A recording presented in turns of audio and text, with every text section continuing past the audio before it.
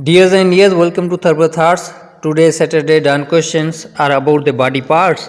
First question, which is the fastest muscle in the human body? So the fastest muscle in the human body is orbicularis oculi. It is located around the eye. It can close the eyelids in 1/10 of a second. Question number 2, the name of which disease stemmed from the medieval term that means bad air. So this is malaria. How many chambers are there in the human heart? So there are 4 chambers in the human heart. Question number 4, what region of the brain controls appetite? So this region is the hypothalamus. Question number 5, which is the rarest blood type in human beings?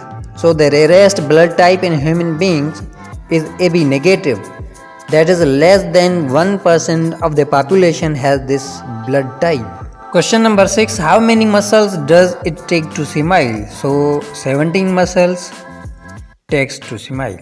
7th question, how many bones are there in the human feet? So there are 52 bones in human feet.